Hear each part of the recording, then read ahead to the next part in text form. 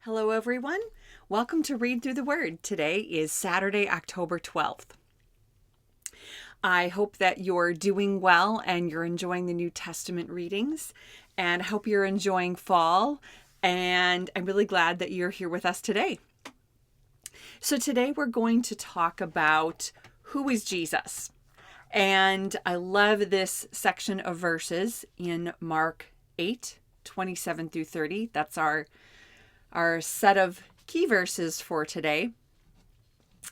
It says, Jesus and his disciples left Galilee and went up to the village near Caesarea Philippi.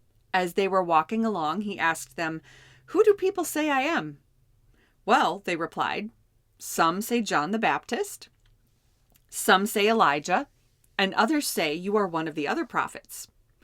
Then he asked them, "But who do you say I am?" Peter replied, "You are the Messiah," or the Christ. But Jesus warned them not to tell anyone about him. There's a lot in that little section of verses there. There's a lot packed in. So I just want to focus on today this little chunk of verses here, because it encompasses so much, even other parts of the reading and of course much of the Gospels. But it's very interesting to me that, and I think it's good for us to remember, sometimes we kind of forget that we have this lens of, we've read the Bible, right? We've read the Gospels. We know how the story ends. We know what happens with Jesus's life. We know he's the Messiah. When we start out reading, if we know that Jesus is Lord, the moment we start reading the Gospels, we already have this end game in mind. And it's really hard, I think, to realize how much that influences the way we read these. We don't even think twice that we already have this picture in our minds of Jesus, the death, the resurrection, the early church, that, we have this whole picture and they did not. And I don't know that we can actually get ourselves in that mindset, but we can at least appreciate and remember we have a lot of things that are going through our filter that we're not going through theirs, the disciples at the time of that this was happening. So it's just interesting. People are trying to figure out who he is, even his own disciples, right? And maybe some are more convinced than others, but it's interesting to think about this time period in the ancient Near East and how people were viewing Jesus. People weren't just like, "Oh, yeah, look, he totally connects with what the prophet said who the Messiah would be." That's not how it happened. So let's talk a little bit about this. Who was, and in my notes, I wrote who was / is Jesus, because I'm talking about the incarnated Jesus in the flesh. Like, who was he at that time to those people, and who is he to us? It's kind of all together, but I just wanted to clarify that. So when I think of, for example, when Jesus says, "Who do people say that I am?" I think of what happened recently right before that, and we don't know how long a period of time, but the blind man in the reading for today, how the blind man was given his sight, how Jesus put the mud on his eyes, healed him in different stages, which was different than other miracles. And so to some people, to that blind man, who was Jesus? He was the healer. To these people who were healed by Jesus, who were given sight, who were able to walk, who were able to hear again, even brought back, from the dead, Jesus was the healer. That was a big part of who he was. If Jesus heals you, I think there's such an intimate knowing of Jesus as healer when he heals you or I specifically. I can think of a lot of ways in which Jesus has brought very specific healing to either my mind, my body, my spirit. And to know Jesus as the healer. When you've experienced that healing, you know him that way. And that's a really big part of who people saw Jesus to be at that time. He's the healer, right? So that's one way people saw him. And then we have this little, this little dialogue with Jesus and Peter, and which Peter says, some people say John the Baptist, some people say Elijah. I want to talk about those two for a moment. I'll tell you what, you could get in a lot of rabbit holes and really do a lot of digging into those two things and all the connections with why Peter is saying that, and all the connections in Jesus's life and connecting back to the Old Testament. But we're just gonna cover the bases here. I found I want to start with this, the John the Baptist. I linked an article from gotquestions.org. Was John the Baptist really incarnated? And I know that, like, for example, with Herod Antipas, he had John the Baptist beheaded, and then he was hearing about Jesus and the miracles, and he was, it says that he asked, like, wow, is this John the Baptist come back to life? And generally at that time, those of Jewish people, or those heavily influenced among the Jewish people, were not thinking reincarnation. It would have been some kind of resurrection, because they did believe in a resurrection, or even a spiritual resurrection. It was, possibly the spirit of John the Baptist back with Jesus. So there's multiple ways to look at that there. So definitely, the fact that Herod made note of that, or asked that question, obviously other people were thinking it too. Is this John the Baptist? Did John the Baptist not really die like Elijah? Maybe this is, maybe the spirit of John the Baptist is now with Jesus. So lots of different ideas there.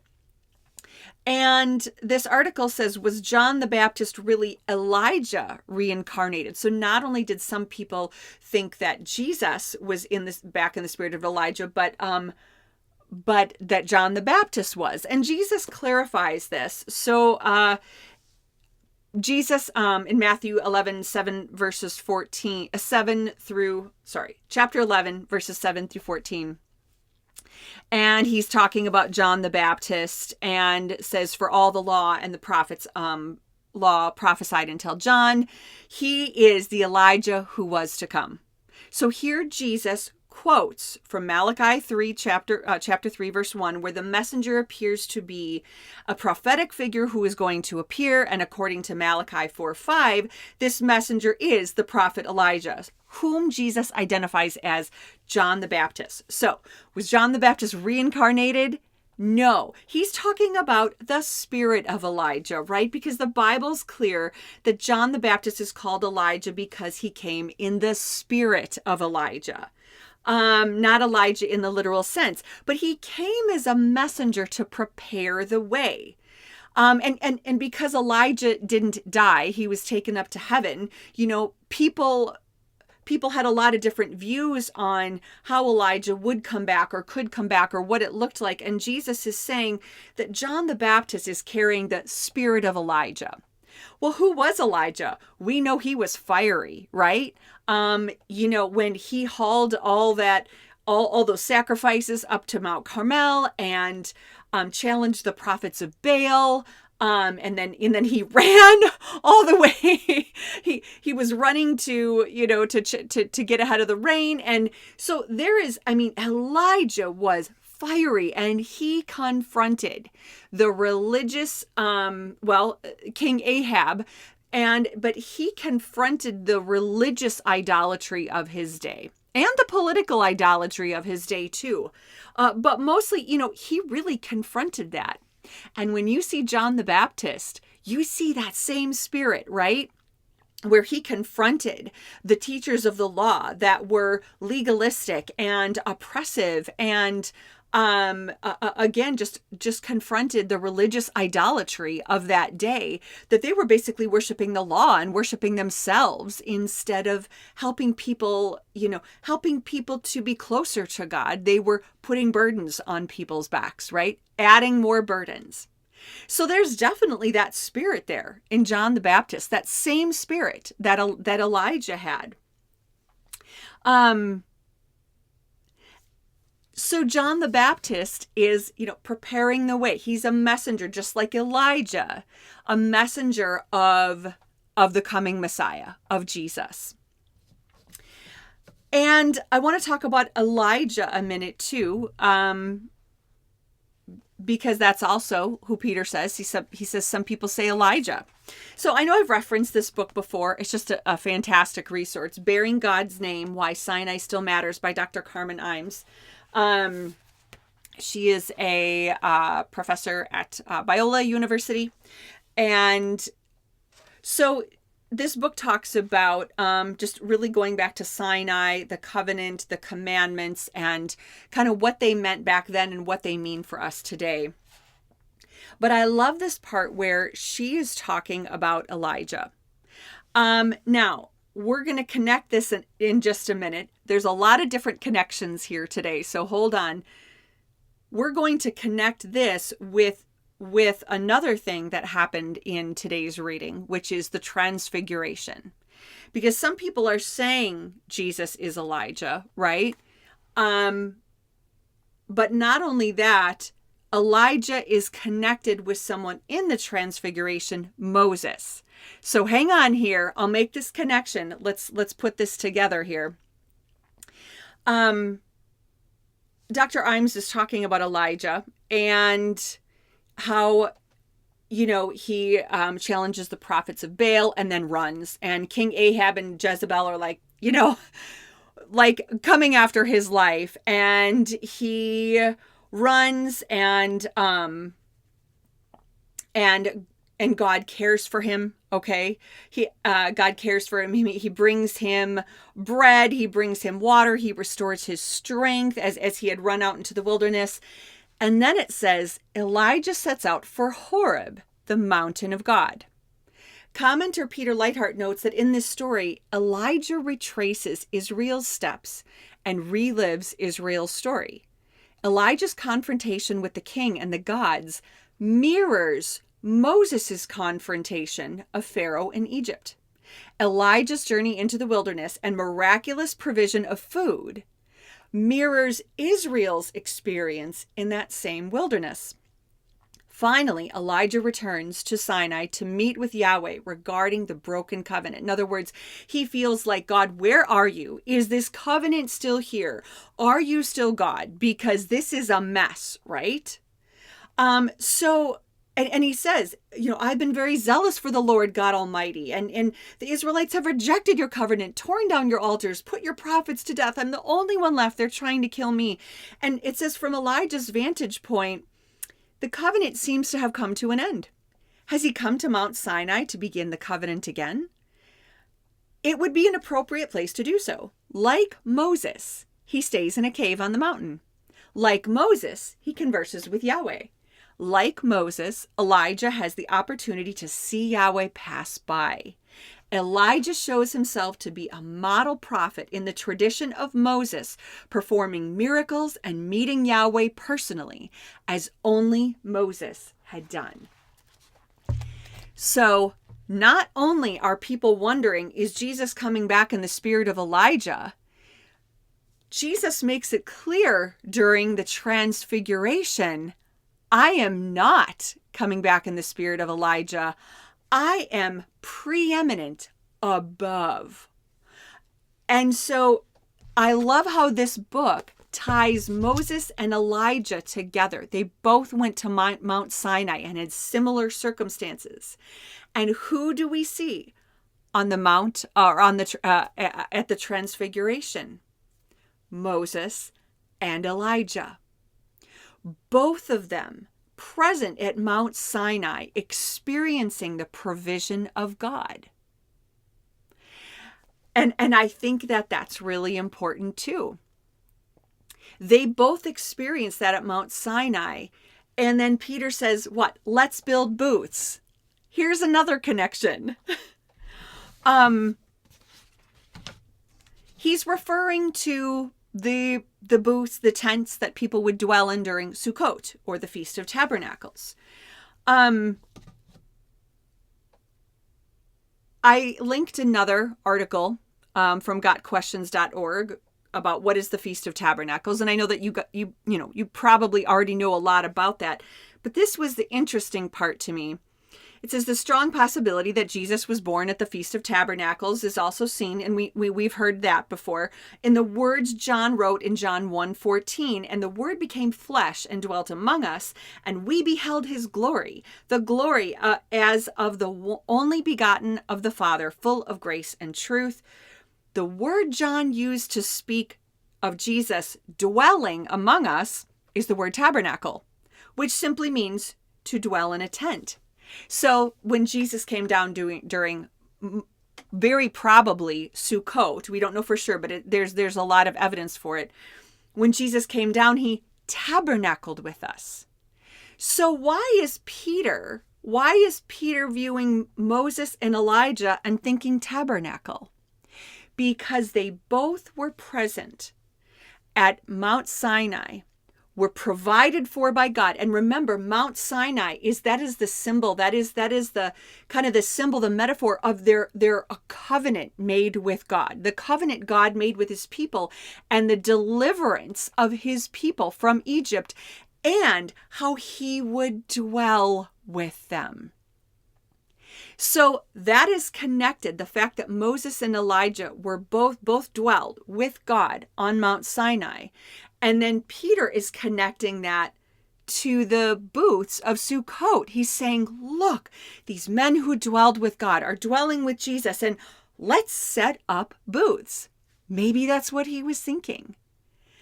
And I love this next part, though. And so, first of all, that dispels that Jesus is in the spirit of Elijah, right? Jesus makes it clear, no, John the Baptist came in the spirit of Elijah. And then Jesus is on a mountain, right? Or in this transfiguration with Moses and Elijah. He's saying, I'm dwelling with them.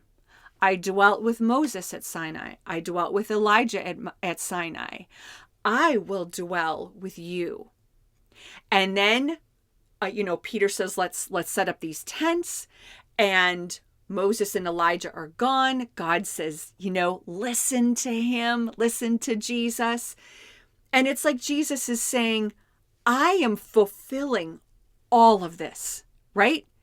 The covenant made at Sinai, all the prophecies made, that Elijah would represent, and the law represented by Moses, the coming to dwell with his people on earth.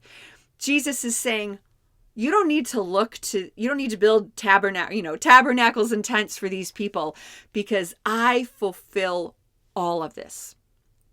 I fulfill this covenant, the law, the prophets, and I am preeminent over and above Elijah and Moses. And I just think that's such a beautiful picture.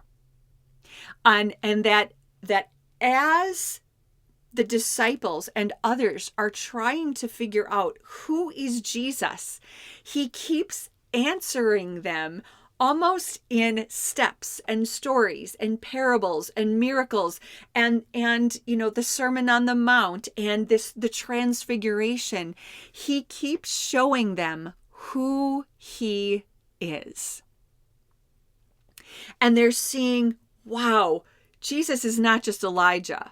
He's not just coming in the back in the spirit of anybody. He's God, and he is the fulfillment of the covenant. And lastly, I think this was important. When Peter says, you're the Messiah, you're the Christ, and Jesus says, don't tell anyone. And I find it interesting that every time somebody really tries to declare and Christ isn't a name, that's his title, right? So sometimes people think that Christ is Jesus's name. It's a title. It's a title absolutely denoting kingship and authority. And so Peter is saying, I know that's who you are. And Jesus is saying, don't tell anyone. And every time this subject comes up, or this comes up in people wanting to make him king, or calling him the Christ, or figuring out he's the Christ, he says, don't tell anyone. It's like amazing to me how much Jesus was so careful to distance himself from that title during much of his ministry. The Archaeological Bible says, because popular Jewish ideas associated with the term Christ were largely political and national, Jesus seldom used the term. And I bet that they never expected that Jesus, their Messiah, was going to die. That was not in the cards for them. People didn't expect a dying Messiah. They expected a strong political earthly figure. And Jesus made it absolutely clear, not who I am. That's not who I am. So, search for and know the real Jesus. He was a healer. He fulfilled the covenant so that there would no longer be, so that we could know Jesus personally. And he healed people. And he loved people. And he was more concerned about taking care of the people around him and making sure they knew what life was, the living water, the bread of life. He was more concerned about helping people know who he was. And he was love. He was and is love. And I think that's the most important part we can see about Jesus today. Thanks for joining me here today, friends, on Read Through the Word, and we'll see you next time.